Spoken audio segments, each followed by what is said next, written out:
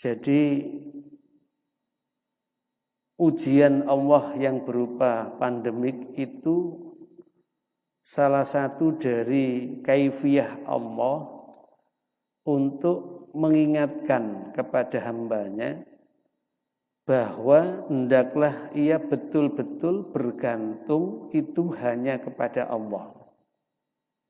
Bersandar, berserah diri itu hanya kepada Allah Subhanahu wa taala. Tapi tidak jarang ketika manusia itu tadi sudah mengenal Allah, sudah beribadah kepada Allah, namun dengan ujian yang dialaminya semakin berat, semakin parah, lalu itu membawa dirinya berpaling dari Allah Subhanahu wa taala. Dan itulah sebenarnya yang diingini oleh setan. Jadi setan itu ingin untuk menyesatkan manusia sejak awal untuk tidak mengenal dan tidak mau tahu dengan Allah. Atau yang kedua, dengan ihwa, membelokkan cara pandang, cara laku, cara berbuat manusia sehingga ia jauh dari Allah Subhanahu wa taala. Nah, orang yang diuji dalam kehidupan ini sebenarnya adalah supaya dia bisa untuk menyadari betapa hidup ini ada yang mengatur, ada yang memelihara, ada yang merawat, ada yang memberikan kecukupan, dan itu semua adalah Allah Subhanahu wa taala. Jadi kalau kita sering menyebut innama amruhu idza arada syai'a ayyakula lahu kun fayakun. Apabila dia berkehendak suatu perkara, maka walau seluruh isi jagat ini menolaknya, tetap aja akan terjadi. Dan sekiranya dia itu tidak menghendaki suatu perkara, walau seluruh isi jagat ini meminta, berharap, berkeinginan, berusaha mewujudkannya, tetap tidak akan terwujud. Fa'alul lima yurid, dia punya kehendak mengerjakan sesuatu yang ia kehendaki, melebihi kekuatan daripada semua makhluk yang ada di jagat ini. Yang itu sebenarnya kemudian mendorong kita untuk qul huwallahu ahad Allahus samad. Itu mendorong kita untuk memperteguh, memperkuat, memperkokoh tanaman iman yang ada di hati kita dengan meletakkan Allahus samad. Allah adalah tempat bergantung seluruh urusan makhluk-makhluk ini.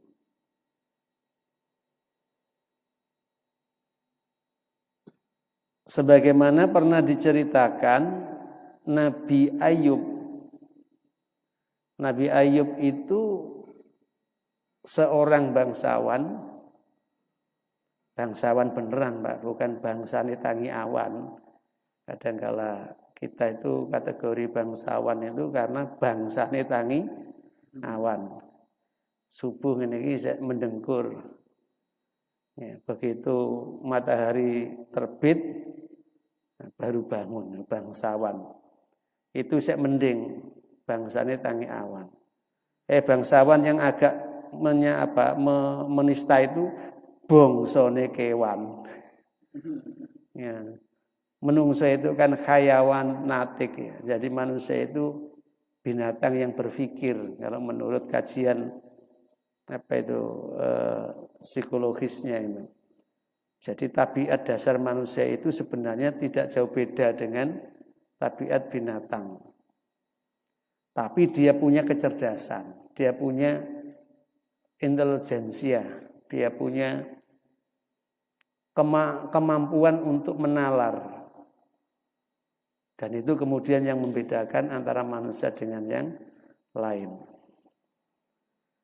Ayub itu bangsawan, orang yang memang dari keturunan darah biru lah kalau menurut bahasa Indonesia kita. Itu orang yang ningrat. Kemudian dia juga punya harta yang melebihi dari umumnya. Jadi kalau udah bangsawan itu biasanya ya dari silsilahnya itu ada keturunan lebih tinggi dari umumnya. Dari kekayaan yang dipunyai juga ada kelebihan melebihi daripada umumnya.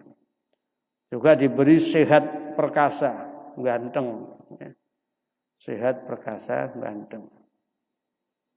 Juga diberi istri yang cantik. Istrinya juga cantik. Biasa, orang itu kalau sudah ningrat, bangsawan, itu biasanya kan isok milih, Pak. Isok milih. Nah, sing gak duwe biasanya sak nemui urusan jodoh. Urusan bojo, Pak ya. Jadi kalau orangnya itu kaya, kemudian punya kedudukan, kemudian wajahnya juga tampan, itu bisa milih.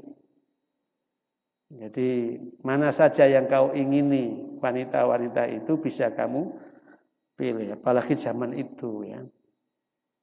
Zaman sekarang aja masih tetap berlaku kok. Ya. Jadi, nah, karena dalam keadaan yang seperti itu, kemudian Ayub ini sangat kuat di dalam ibadah kepada Allah Subhanahu wa ta'ala. Ibadahnya rajin, tekun. Jadi tidak seperti yang digambarkan oleh Allah pada kondisi di mana orang-orang Badui, orang-orang desit, Badawa, orang-orang desit, masyarakat Badui, ya, di dalam Quran itu ilustrasikan mereka ketika diberi harta, diberi kedudukan, itu kemudian lupa lalai menjauh dari Allah Subhanahu wa ta'ala. Sagolatna ambaluna wa ahluna fastaghfir lana. Dia punya alasan bahwa aku ini lagi sibuk ngurusin anak-anak kami, keluarga kami, kerabat kami. Kami sibuk untuk ngurusin harta-harta kami. Sehingga kami tidak begitu konsen, tidak begitu mengutamakan di dalam memenuhi panggilan-panggilan ilahi, panggilan-panggilan Allah. Jadi ada juga sih orang yang kaya, orang yang ningrat, orang berkedudukan, tapi cara pikirnya adalah badui, desit. Ya. Sehingga sikap lakunya itu fastaghfir lana, engko anjal pangapura nang Gusti Allah. Ya, jadi Allah itu cukup dimintai maaf gitu aja. Keliru itu kan hal yang wajar, lumrah gitu ya. Apalagi saya lagi sibuk, Tuhan kan tahu dengan kesibukan saya. Itu pola pikir Badawa, Badui, Arab, ya, orang-orang yang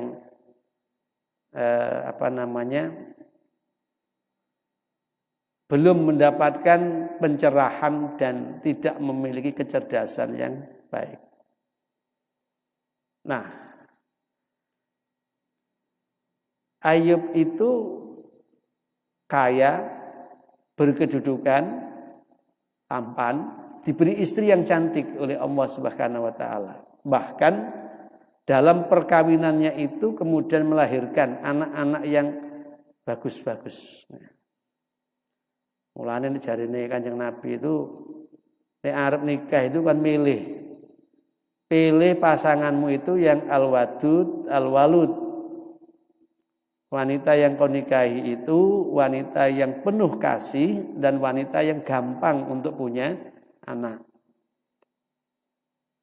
Gampangane sarung keri gak kegawa iso hamil. Saking gampangnya duwe anak. Ya. Kenapa? Karena nanti Nabi juga akan berlomba dengan Nabi yang lain. Banyak-banyakan umat. Akeh-akehan umat. Ya. Atau kalau kamu itu mau menikah, pilih yang cantik. Pilih yang bangsawan. Cantik, turunan bagus. Pilih yang berduit, pilih yang berharta. Ya. Tapi nek kabeh gak nemu, pilih sing duwe agama. Karena yang punya agama itu akan membingkai sikap dan lakunya dengan tepat. Dadi bojo iku asli nek dipikir ayu iku iso ilang. Jangan pikir bojone sampean biyen kan ayu, tambah tuwek tambah ayu apa tambah ya wis ta. Pancen awake dhewe tambah perot kok. Kan ngono kan? Nah. Kemudian sugih. Apa sugih iku gak atene entek, nyatane sugih iso gentian. Orang kaya itu bisa gantian. Dulu miskin, sekarang kaya. Dulu kaya, sekarang miskin. Gantian. Ya. Maka yang tidak berubah itu sebenarnya adalah agama yang kokoh pada jiwa manusia itu kemudian membawa dirinya sebagai sosok yang sholihah. Sholihah itu dilihat itu yang menyenangkan, diperintah taat, ditinggal kemana-mana itu bisa jaga diri dan keluarga. Nah, Ayub itu ketika sudah punya istri yang bagus, kemudian dari istri yang bagus itu lahir anak-anak yang baik pula. Jadi punya anak-anak yang bagus-bagus juga. Nek jarene wong Jawa iku kadang-kala ndoke pitik gede cilik iku tergantung babonane. Nek babonane gede ya ndoke sok gede. Mas yo jagone iku ora pati gede. Ya, jagone gede tapi nek pitike sing wedok cilik ndoke ya cilik. Iku sanepane wong Jawa mbiyen. Agama itu jane wis tepak memberikan ranah itu. Ummuka summa abuka. Ibumu banjur bapakmu. Karena ibu itu punya 3 kali peran lebih dibanding dengan bapak terhadap anak itu. Jadi satu, ibu itu mengandung. Bapak tidak mengandung. Nah, ibu itu mengandung, hamalah, membawa. Anak itu mulai dari 0 kehamilan sampai dengan 9 lebih bulan. Nah, itu hubungan emosionalnya itu luar biasa. Makanya bojone hamil itu aja digawe muring-muring. Nanti anaknya bisa jadi pemarah. Sensi. Kemudian ibu itu menyusui, apa ana wong lanang nyusoni anake. Aku pengen terus sing wis akeh anake, sapa paling akeh anake? Sinten Pak sing paling akeh putrane, Pak? Pak Sis pinten? Putrane. 2. Putranya jenengan berapa? 2. Ikut nyusoni sampean. Enggak toh? Sampean pinten, Pak? Hah? Insyaallah. Oh, durung. Insyaallah menyusul. Oh, menyusul sehan. Iya. Ya, enggak apa-apa. Wong nasib itu macam-macam kok. Nabi Zakaria iku duwe anak umure tuwa banget to. Ya. Nah, niki pinten, Pak? Jenengan, Pak? Sapa niki? Pak niki? Sapa? Pak ngarep lemu, sapa iki jenenge? Jenengan. Pinten putrane? Setunggal. Nggih, nderek nyusoni. Nderek nyusoni jenengan ten putrane. Mboten, memang nyusu sisan malah. Loh, dua kan, yang satu hamil, tidak ada laki-laki yang hamil, walaupun berbagai macam teori itu mau dicangkokkan agar laki-laki bisa hamil, nyatanya secara kudrati tidak ada hormon yang bisa untuk menyalurkan kehamilan itu.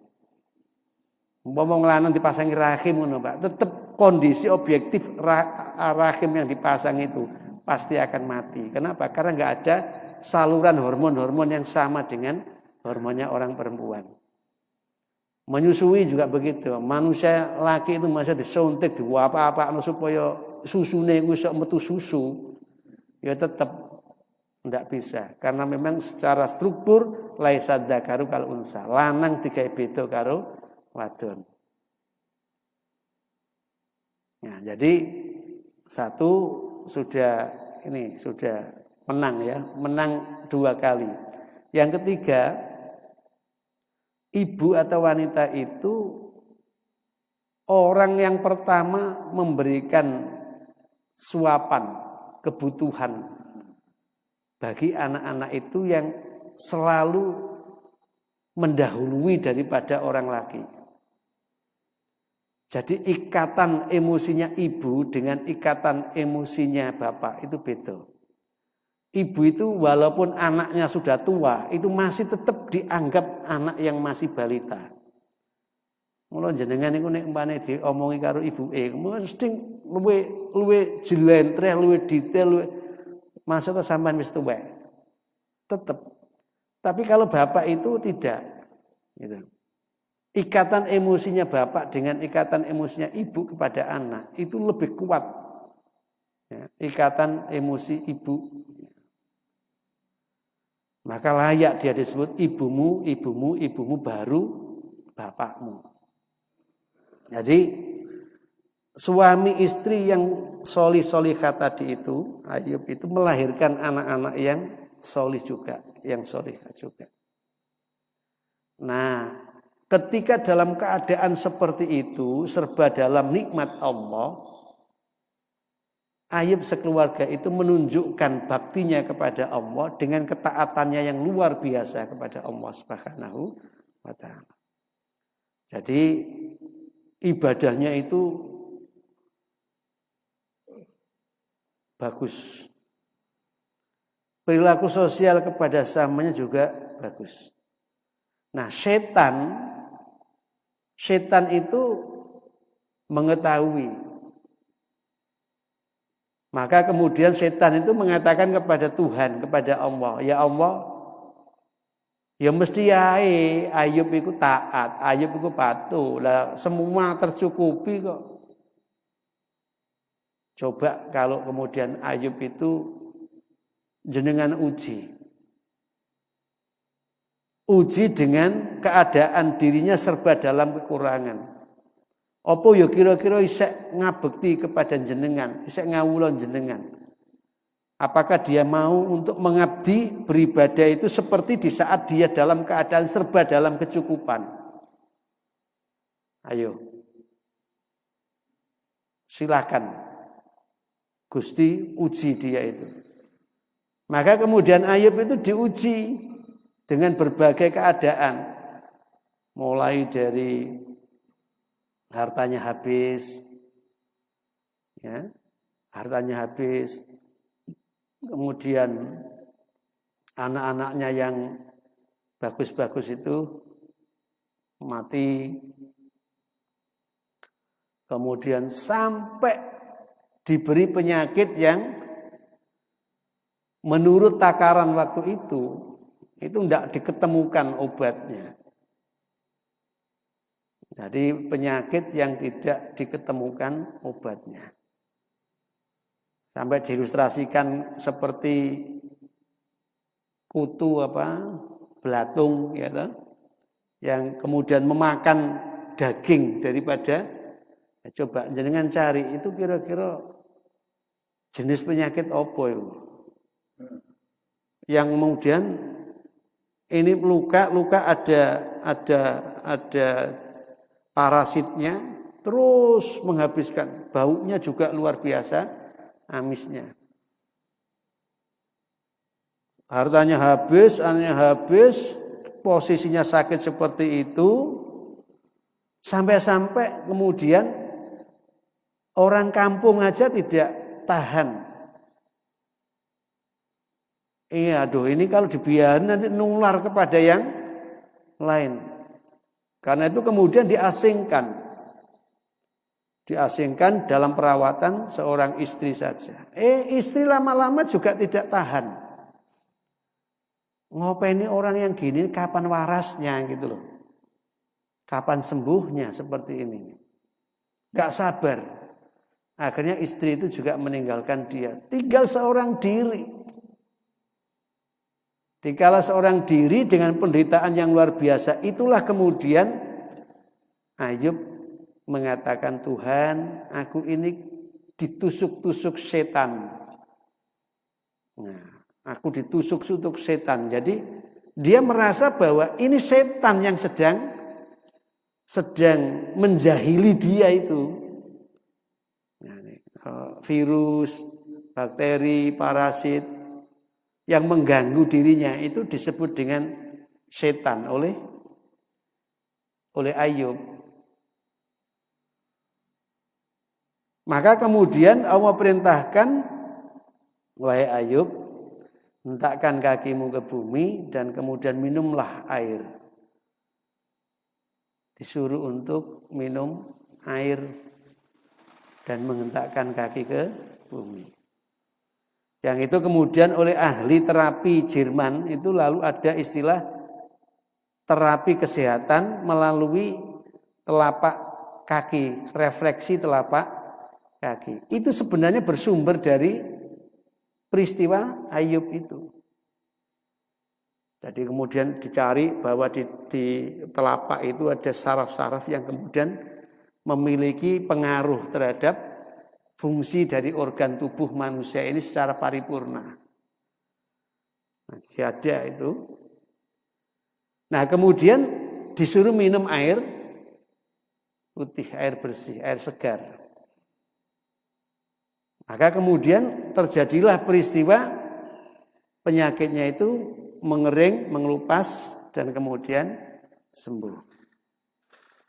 Sekali lagi, faida maritu fahuwa yasfin, sebuah proses bahwa kesadaran bergantung kepada Allah justru yang sangat berat adalah di saat berada di ujung penderitaan. Di ujung penderitaan itu. Kenapa? Karena butuh kesabaran yang luar biasa. Ya, butuh kesabaran yang luar biasa. Sama dengan kita saat ini diuji beberapa bulan oleh Allah Subhanahu wa taala secara masif. Sebenarnya ujian kita kan ujian bersama gitu ya. Ujian yang dijalani, dialami oleh semua masyarakat bangsa yang ada di belahan bumi ini. Mestinya itu melahirkan simpati bersama. Sinergi bersama. Melahirkan kepekaan, kepedulian bersama. Seharusnya tidak kemudian menimbulkan sikap arogan, individualisme. Jadi mestinya manusia itu kemudian bersatu padu, merasa semua dalam keterujian, menghadapinya itu lebih ringan. Kenapa? Karena semua, tidak hanya dirinya sendiri, semua mengalami. Nah, kata kuncinya adalah disiplin. Sebelum ditemukan obat untuk penangkalnya, maka disiplin supaya tidak sampai menjadi sumber bahaya dan menjadi yang membahayakan pada diri maupun orang lain. Maka kita diingatin jaga jarak. Iya, semua ini sehat, iya, tapi ada kemungkinan pembawa, maka kita pakai masker, ya, kita jaga jarak, kita sering cuci tangan pakai sabun, kita siapin hand sanitizer, ya. Itu adalah ikhtiar supaya kita itu merasa tenang ketika menjalankan aktivitas untuk menjalani hidup beribadah kepada Allah Subhanahu wa taala. Nah, Ayub itu sampai di puncak penderitaan duniawinya itu, yang namanya habis semua kekayaannya, ditinggal sama istrinya sampean gitu. Itu bersandar kepada Allah, baru dia berdoa, ya Allah, Doanya saja hanya bercerita. Setan telah menusuk-nusuk tubuhku ya Allah. Nah, kemudian Allah jawab, ya silahkan. Tapi sudah berapa bulan, sudah berapa tahun dia mengalami seperti itu. Nah, inilah bahwa beribadah tadi itu memang ujiannya terletak pada itu.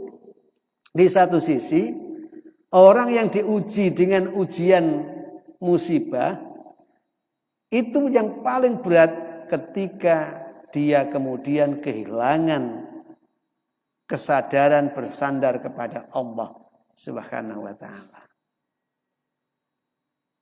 Makanya diberi contoh ada peristiwa Nabi Ayub. Supaya tidak sampai kita itu kemudian lalai. Berobat ke sana kemari belum sembuh, akhirnya datang kepada dukun, ya, datang kepada orang-orang pintar yang diyakini bisa menyembuhkan. Padahal keyakinan kita itu apabila sakit dia Allah yang menyembuhkan. Walau dengan minum air putih ketika Allah itu perintah minum air putih dan ini ada bagian sarana untuk menyembuhkan, sembuh. Ya. Jadi kepasrahan kita kepada Allah seharusnya semakin kuat di saat kita diuji dengan berbagai kondisi yang memberatkan itu. Ya. Nah, tapi setan itu berusaha untuk membalik gitu. Nah, itu kamu ketika itu buktinya Tuhan nggak senang dengan kamu. Masa hamba yang ibadah kok diberi sakit, hamba yang taat kok diberi sakit, terus gak cocok itu. Hamba yang taat kok rezekinya seret, ora cocok itu. Berarti Tuhan berdusta itu. Siapa yang bertakwa kepada Allah rezekinya itu tidak diduga, kesulitannya terselesaikan, bla bla bla bla bla. Gak cocok itu. Contohnya awakmu iki, delok entah awakmu iku bengi wis tangi munajat njaluk macam-macam, esuk ya nyambut gawe. Kalah karo borone wong sing sipit-sipit iku, gak tau munajat iku. Tangine awan karo cingkrang gitu. Duite sak gudang.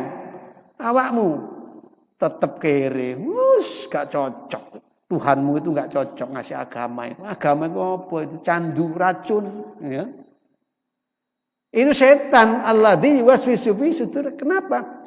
Karena ingin menjerumuskan kita agar jauh jauh dari Allah, gitu loh. Tidak lagi kita cinta kepada Allah, tidak lagi kita mengabdi kepada Allah karena kondisi kita bisa dijadikan alasan untuk menjauhkan itu. Padahal semakin diuji manusia itu semakin mendapat penilaian yang hebat ketika mampu melewati ujian satu demi satu itu. Kenapa? Karena memang hakikat hidup ini inna lillahi wa inna ilaihi raji'un.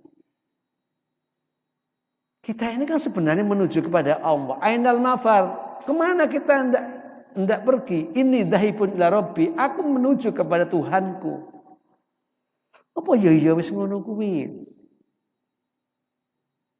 Ternyata kita itu sering tengkar, kita sering ngerasani macam-macam. Itu esensinya adalah ingin jaim tadi, jaga image kita ya. Ben awak dhewe dianggap sing apik, liyane dianggap elek. Itulah perbuatan alladzi yuwaswisu fi sudurin nas. Nah, jadi manusia itu sering kalau Pak Sis sebutkan itu zaluman jahula ya. Menganya diri sebab kebodohan yang ia punya.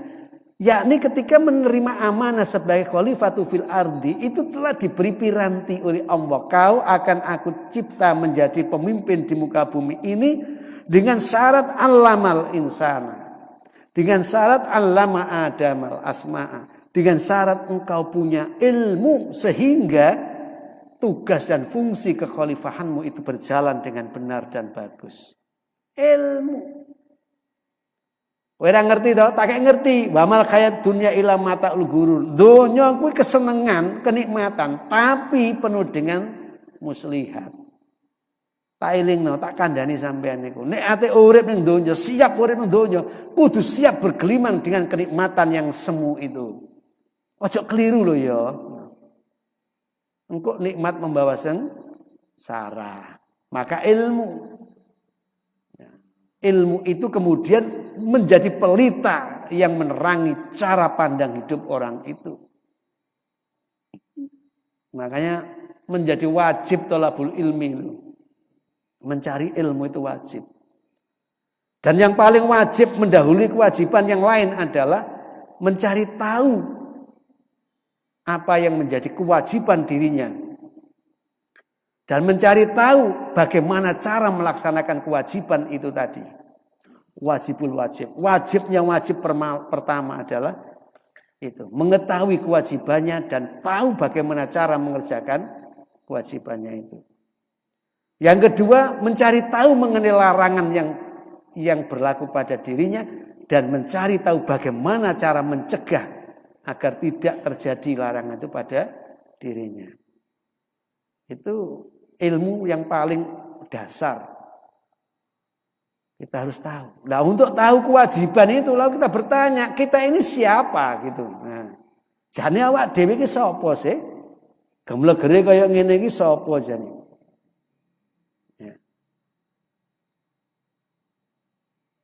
Sama dengan orang-orang yang merasa tidak dalam perikatan, Pak. Dia tidak akan bisa melaksanakan kewajibannya. Karena dia tidak pernah tanya apa kewajiban saya. Dan dia tidak pernah tanya bagaimana melaksanakan kewajiban saya. Dan apa yang menjadi pantangan saya. Dan dia tidak pernah tahu cara untuk menjauhi menghindarinya. Ngapunten, ini ada Mas Bambang. Mas Bambang ini kan menjadi dosen misalkan. Dosen itu ada perikatan, ada perjanjiannya. Saya sebagai pegawai, ada perikatannya, ada perjanjiannya. Di situ ada kewajiban dan di situ ada hak yang akan diperoleh. Bagi mereka yang tidak merasa ada perikatan, maka sulit untuk bisa melaksanakan kewajibannya. Sulit menghindar dari larangan-larangannya. Awak dhewe iki urip yo ngono. Nek ora ngerti awak dhewe iku jane sapa? Itu. Ya ra iso untuk bersikap yang benar itu. Enggak ngerti, gak weruh. Maka yang paling utama dari utamanya pengetahuan adalah mengetahui kewajiban dan cara melakukan kewajibannya itu. Mengetahui larangan dan cara untuk menghindar atau meninggalkan larangan itu.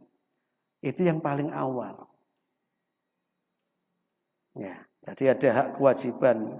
Awak dhewe misalkan menjadi takmir misalkan ya. Gak usah dukur-dukur, takmir lah. Takmir itu kalau dia merasa sebagai takmir pasti ada panggilan. Ya apa yo namanya yakmuruna, memakmurkan masjid rumah Gusti Allah itu. Aku yang nah gitu. Tapi kalau kemudian tidak tahu kewajiban, tidak tahu larangan, ya padha wae antarane sampean karo takmir padha wae. Nang masjid ya podo sholat rukuk titik. Mari ngono mulai dewi-dewi. Padahal takmir itu yang menjamin supaya rumah ini makmur. Yang bisa untuk menarik orang-orang lain itu berdatangan ke rumah Allah itu. Ya. Makanya kan termasuk perbuatan yang sangat bagus adalah menjamin ketenangan dan kenyamanan orang yang berada di rumah-rumah Allah.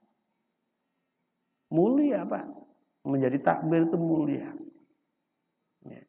Karena dia menjadi orang yang memakmurkan, menghidupkan, meramaikan rumah-rumah Allah. Subhanallah, luar biasa. Saya harus lebih dulu. Kenapa? Karena saya takmir.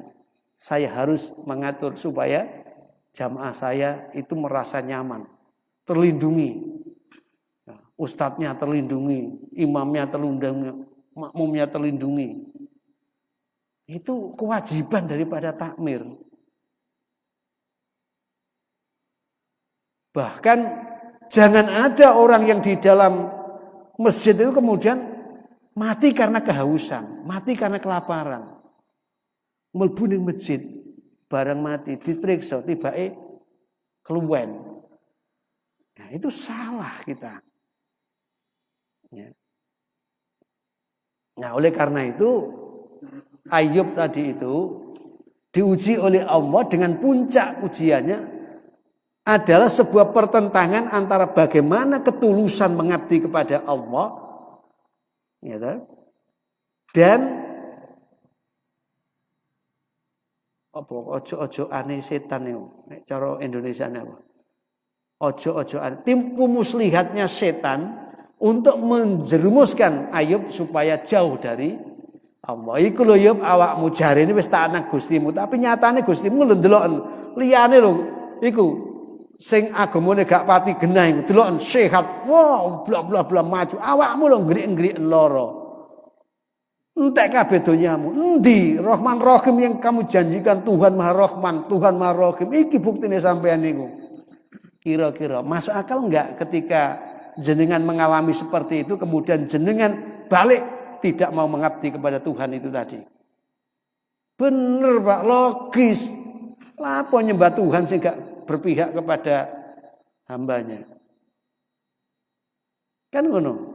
Falyabudu rabb hadzal bait alladzi at'amahum min ju'in wa amanahum min khauf. Kenapa engkau menyembah Tuhan pemilik rumah ini? Karena dia yang memberikan jaminan cukup kebutuhan biologis makan saya. Yang tadinya saya lapar jadi kenyang. Karena dia yang memberikan jaminan rasa aman pada jiwa kami. Yang tadi serba dalam keresahan dan ketakutan. Tapi begitu aku meyakini Tuhan ini, maka hatiku menjadi damai. Jadi memang logis itu. Muslihat yang dibikin setan itu bisa dirasionalkan. Tetapi tahukah sesungguhnya bahwa dalam ujian seperti itu Tuhan menyiapkan innama yuwaffas sabirun ujurahum, menyiapkan kesempurnaan imbalan dari kesabaranmu di dalam menjalani hidup yang tidak sesuai dengan apa yang kau bayangkan itu. Jadi ada kenikmatan yang jauh lebih nikmat daripada penderitaan yang dialami. Ketika kau dalam keadaan menderita ini, coba yakini dalam penderitaan ini ada kenikmatan yang disiapkan oleh Tuhanmu yang jauh lebih nikmat dari nikmat yang telah kau rasakan dalam hidup ini. Kalau itu yang kau yakini, maka seberat apapun penderitaan itu tidak akan mengefek pada dirimu.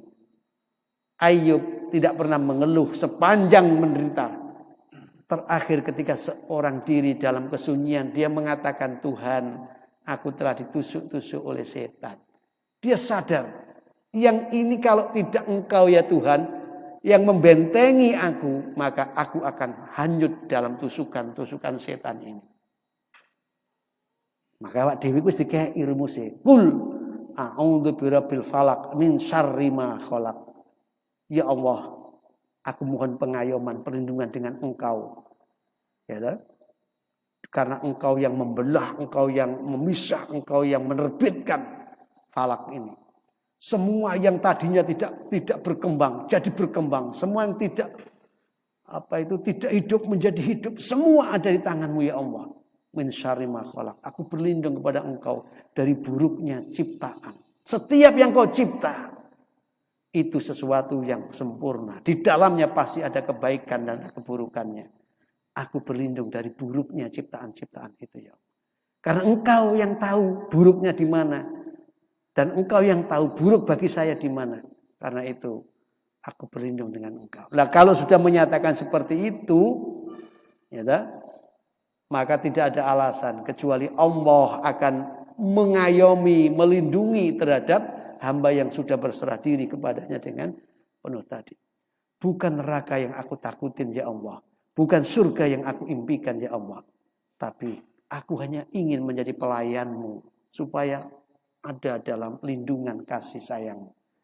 Apa iso ngono pisan? Kowe abot nggih. Abot. Baik, sampai di sini. Mudah-mudahan ada manfaatnya. Ada yang diperdalam? Kalau ada, ya monggo. Kalau nggak ada ya kita akhiri.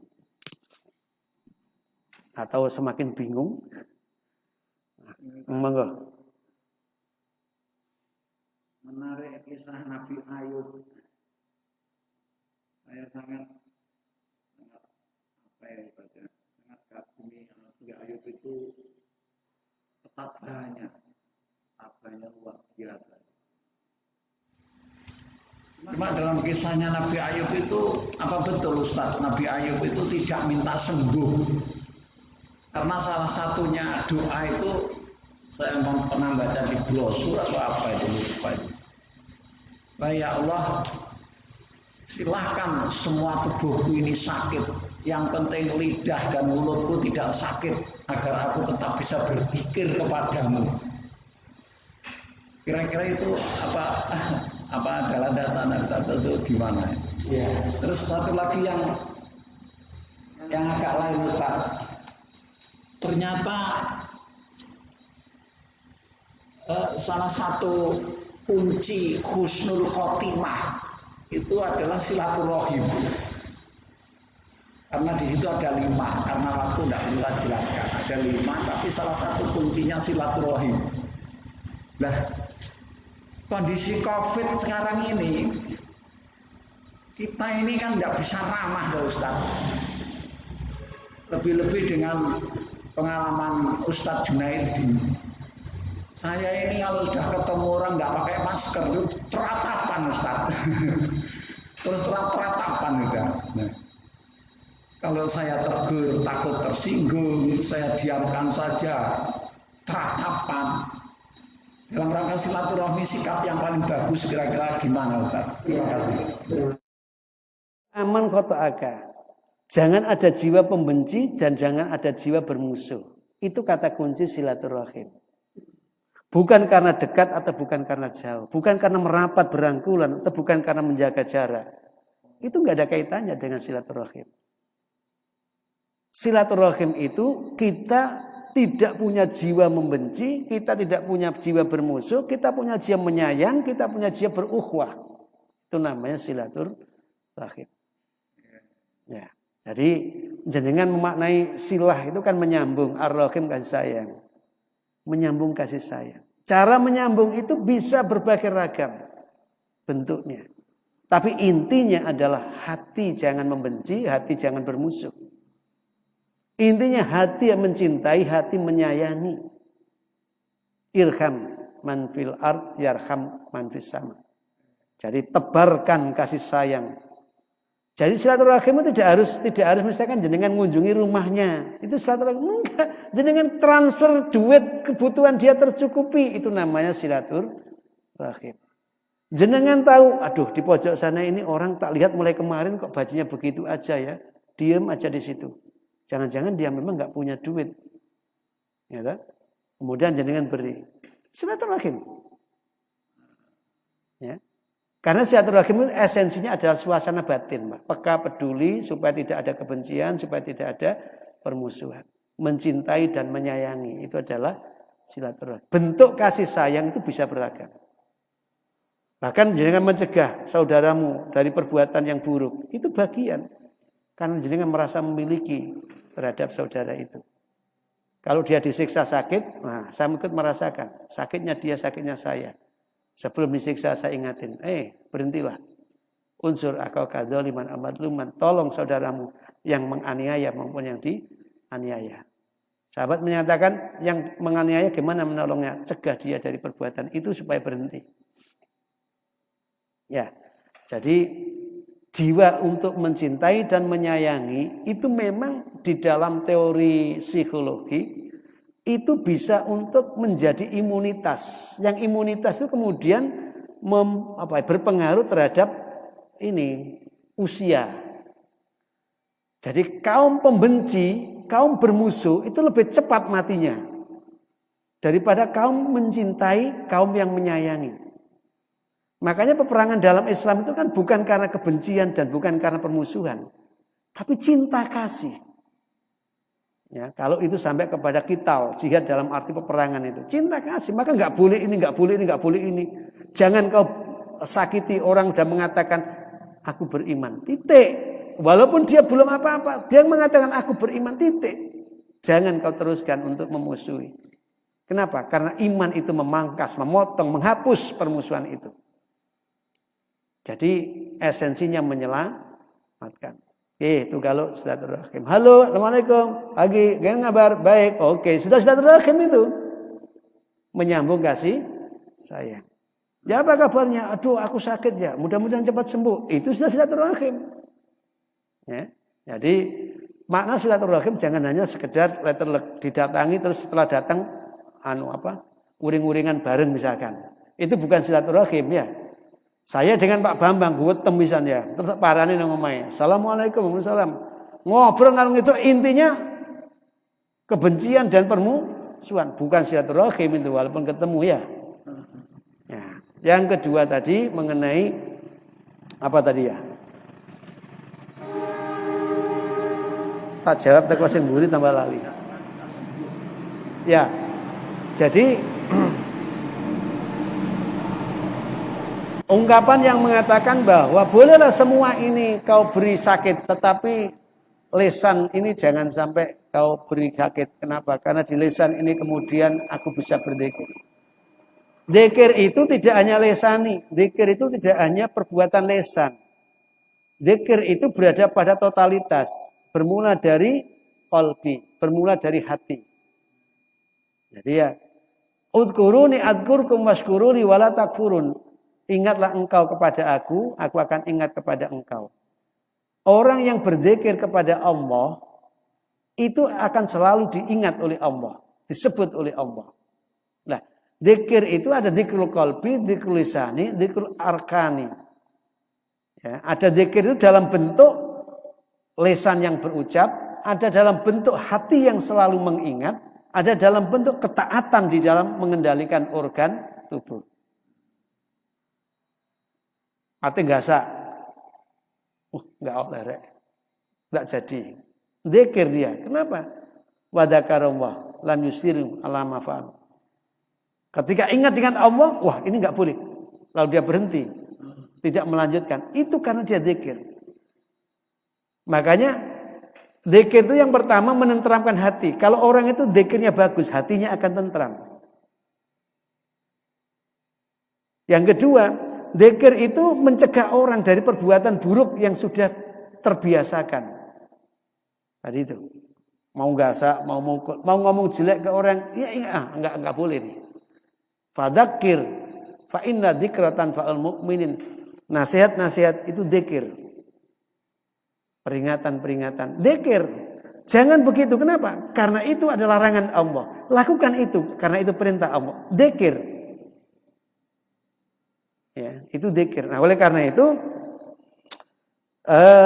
ketika kisah Ayub yang tidak mengadukan halnya kepada Allah, itu sebagai pembelajaran bahwa orang yang sadar betul bahwa hidup ini ujiannya, ketika diberi soal, itu tidak buru-buru mengatakan, tidak bisa aku menyelesaikan soal ini. Tapi baca dan pahami soal itu. Kerjakanlah sesuai kemampuan. Begitu di ujung kemampuan, mentok, sampaikan. Wahai pembuat soal, aku merasa tidak mampu. Kuserahkan kepadamu. Karena itu kemarin saya ceritakan bahwa guru yang baik, dosen yang baik, ketika membuat soal, tujuannya apa? Tujuannya supaya mahasiswa muridnya bisa menjawab. Tapi kalau ada dosen guru yang membuat soal, kemudian tujuannya supaya muridnya nggak bisa jawab, itu berarti dosen yang tidak Rahman Rahim, ini ya, tidak punya kasih sayang kepada mahasiswanya. Sama dengan jenengan semua itu ketika mengelola anak-anaknya gitu ya, itu kan memberi sesuatu tujuannya untuk memberdayakan, menguatkan kan begitu. Nah, jadi zikir itu tidak hanya dengan lisan. Memang yang paling sederhana itu ya dengan lisan itu yang nampak. Subhanallah, subhanallah. Itu yang paling nampak. Astagfirullah, astagfirullah, nampak. Maka biqadri ayasma nafsa, ketika dengan lisan sekedar telingamu bisa memperdengar. Jadi kalau dengan lisan itu sekedar telingamu itu bisa mendengar. Kenapa? Karena sesungguhnya zikir itu suasana batinmu yang selalu hadir kepada Allah Subhanahu wa taala. Itu nanti kalau di dalam kitab Al-Azkar, Imam An-Nawawi itu memberikan ragam macam daripada zikir-zikir itu ya. Sampai dengan raditu billahi robba wa bil islami dina wa bi Muhammadin nabiyya wa rasulah. Itu kalau dibaca di waktu pagi, dibaca di waktu petang, itu menjamin keimanan, keselamatan orang itu. Kenapa? Dia selalu berikrar, hanya ridho Allah yang aku cari. Hanya ridho Allah yang aku cari. Hanya Islam yang menjadi agamaku, yang membingkai perbuatanku. Hanya Muhammad sebagai utusan panutanku. Loh, ikutnya diperkuat, insya Allah bisa untuk menjaga tadi itu. Tapi kadang-kala kan akhirnya jadi mantra saja. Dia nggak mau memahami, dia nggak mau mengerti, nggak mau tahu. Pokoknya aku ngomongin ini titik. Apakah itu cukup? Saya kira itu belum cukup. Tetapi itu sudah mulai. Lebih baik orang mengucap alhamdulillah walaupun tidak ingat hatinya apa yang diucap itu. Ya, daripada omongannya nggak karuan gitu dia. Minimal kalimat-kalimat yang thayyib itu yarfa'u diangkat di sisi Allah Subhanahu wa taala. Ya, jadi orang ngomong baik itu, Mbak, ngomong baik, nyebut asma Allah, nyebut syukur, alhamdulillah, subhanallah, la ilaha illallah. Itu ada satu kebaikan yang luar biasa. Akan lebih indah dan sempurna ketika itu mendalam ke dalam jiwanya, lalu dia mengatakan subhana ma khalaqta hadza batila. Tidak ada yang sia-sia, tidak perlu dibenci dan tidak perlu dimusuhi. Karena Allah menciptakan ragam ini agar kita bisa tahu dan mengerti, bisa menghargai dan menghormati satu dengan yang lain. Dia menuju surga melalui jalan yang berbeda. Surganya sama, perilakunya beda. Kenapa? Beda. Ya karena satu kaya, satu miskin. Yang kaya masuk surga dengan banyak infak, yang miskin masuk surga dengan banyak zikir. Zikir dalam arti apa? Tadi itu subhanallah walhamdulillah wala ilaha illallah. Diikuti harus sing sugih-sugih. Aku yang iso ana mlebu swarga dengan subhanallah walhamdulillah. Aku iso padha-padha dicangkem kan ngono. Padha-padha di lisan. Tapi apa yang terjadi? Allah memberikan, bagi yang miskin dengan yang kaya, khusus ini kata boleh terucap dengan kalimat yang sama, tapi bobotnya berbeda satu dengan yang lain. Maka subhanallah walhamdulillah bagi orang kaya tidak mengeluarkan zakat, tidak berinfak, no. Tidak ada artinya. Kau puji-puji Tuhanmu, alhamdulillah, alhamdulillah, alhamdulillah, tapi kau tidak mengeluarkan zakat infak dengan kekayaan yang kau peroleh. Dusta kau. Kita banggi. Baik, terima kasih. Mudah-mudahan apa yang saya sampaikan menjadi penguat kita bersama bahwa memang usaha dan ikhtiar itu mutlak kita lakukan, tapi semua hasil adalah Allah Subhanahu wa taala yang menentukannya. Mari kita terima apapun yang diberikan Allah kepada kita. Hatta nyawa itu semua adalah bagian daripada anugerah yang sewaktu-waktu dimintanya pun kita nggak bisa mengelak, ya. Kita pasti mengatakan ya, sami'na wa ata'na. Bismillahirrahmanirrahim. Shallallahu alaihi wasallam. Hamdan syakirin hamdan naimin hamdan yuafi na'am yakafi majidah. Ya Rabbana lakal hamd amma yanbaghi jalal. Ya Ghani Hamid ya Muti ya Mu'id ya Rahim ya Batut. Aghnina bi khalaqan kharim ta'atika masyati. Wa bi fadlika aman siwak la ilaha illa anta subhanaka innaka. Allahumma inna nas'aluka ridhaka wal jannah wa na'udzubika min sakhatika. Allahumma inna na'udzubika min hamil khazan wa na'udzubika min bukhlak wa na'udzubika min jubni wa na'udzubika min ghalabati taini wa qahri rijal. Anta salam wa minka salam wa ilaika. Salimna ya Allah wa salim ikhwanana wa salim jami'al muslimin wal muslimat wal mu'minin minal afati wa nikmah wa minal hamil wa minal gumbah wa min bala wa musibah ya arhamar rahimin irham. Rabbana la tuzigh qulubana ba'da idh hadaytana wa hab lana min ladunka innaka antal wahhab. Rabbana ighfir lana wa li walidina warhamhuma kama rabbayana shighara. Rabbana taqabbal minna innaka antas samiul alim wa inna tawwabur rahim. Sallallahu ala nabiyyina Muhammadin wa ala alihi wasallam. Subhana rabbika rabbil izzati amma yasifun. Alhamdulillahirabbil alamin. Mudah-mudahan Allah mengabulkan doa kita. Kurang lebihnya mohon maaf. Atana wa yakum nasrun qarib. Kita akhiri ngaji kita dengan bersyukur pada Allah, mengucap hamdalah. Alhamdulillahirabbil alamin. Assalamualaikum warahmatullahi wabarakatuh.